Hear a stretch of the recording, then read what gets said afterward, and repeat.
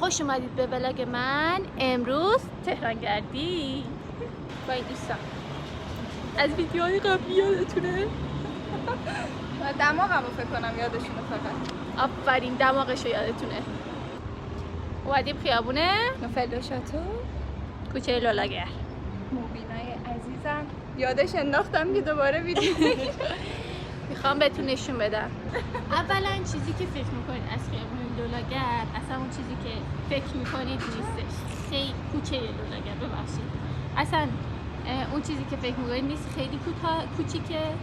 کلا هم دو سه تا خونه داره. کجا میام چیکار کنم؟ این خونه‌های قرینه هم دیگه است که جدیدن رنگش کردن و اون چیزی که توی ویدیو میبینید نیست. مرسی که رویاهای بقیه رو خراب کردی. خواهش می‌کنم. خب اینجا هم که نگاه میکنید که سانشین. بریم موزه اسباب‌بازی.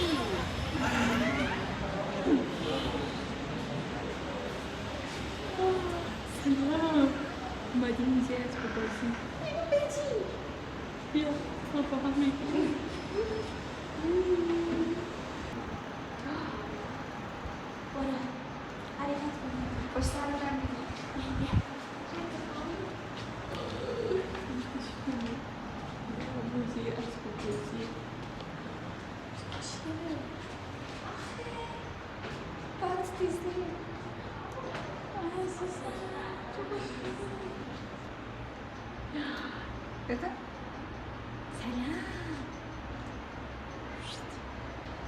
اینم آلبوم عکسای مردمه که عکساشون رو فکر کنم آوردن اینجا گذاشتن. خیلی باحال. وقتی وارد موزه اسباب بازی شدیم اتاقای مختلفی داشت. اولین اتاقی که وارد شدیم اتاق ایران بود. از زمان خیلی قدیم اسباب بازی‌ها بودن و تا زمانهای جدید که این اسباب بازی کوچولوها بود توی دوران بچگی باش بازی می‌کردیم اونا بود توش.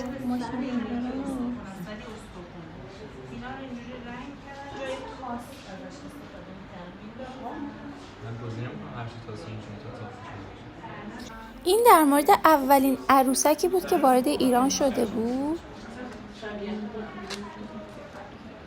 این شطرنج نیشابوری بود و رنگ مهرش قهوه‌ای و سبز بود به خاطر لباسای سربازای اون زمان و تختش هم چون پیدا نکردن سفید گذاشتن. به این قایقا هم میگفتن اسباب بازیای پت پتی. اگر اشتباه نکنم توی آب که میذاشتی پت پت صدا میداد. اینم جز اولین تخت نردهاییه که پیدا شده و اتاق دوم اتاق ملل و در مورد اسباب بازی‌های قدیمی تمام کشورها اینجا نمونه‌شو داشتم. البته اینم بگم بعضی از اسباب بازی‌ها که خیلی قدیمی بودن یا به اینجا اهدا شده بودن یا بازسازی شده بودن و مثل شکل قدیم براشون ساخته بودن. خیلی بامزه بود. اتاق بعدی اتاق امروزی بود با اسباب بازی‌های امروزی، ربات‌ها و تمام اسباب بازی‌های امروزی با دلیل و مدرک و اینکه حالا چرا این اسباب بازی‌ها ساخته شده بودن توی این اتاق جمع شده بودن و خیلی از این اسباب بازی‌ها رو ما چون داشتیم اما دلیل اختراعش رو نمیدونستیم، یعنی که این اختراع از کجا شروع شده بود. خیلی این اتاق قشنگ بود و این موزه من حتما بهتون پیشنهادش میکنم چون خیلی بامزه بود.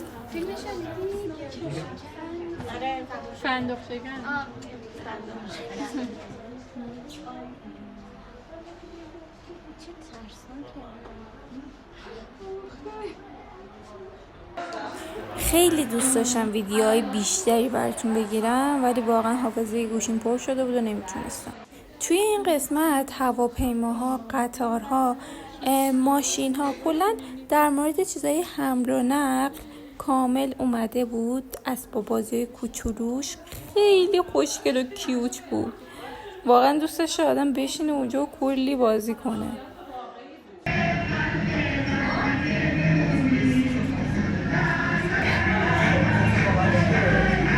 اینجا با دوستم رفتیم کافه گردو و خیلی کافه قدیمی و خوشگلی بود با آینه کاری های زمان پهلوی. کلا فکر کنم عمارتش برای زمان پهلوی بود و خیلی خوشگل بود. البته دوستم یه ذره قاطی پاتی فیلم گرفت. واقعا زیبایی های ایران رو میتونید توی مرکز تهران تماشا کنید. یه مزون جذاب اون اطراف بود که خیلی خوشگل بود، خیلی کیوت بود، اما واقعا حافظه گوشیم پر شده بود و نمیتونستم ویدیو بگیرم، وگرنه براتون میگرفتم. اینجا هم دیگه رفتیم با دوستم یه چیزی خوردیم و خیلی دوستتون دارم. تا ولاگ بعد، خدافظ.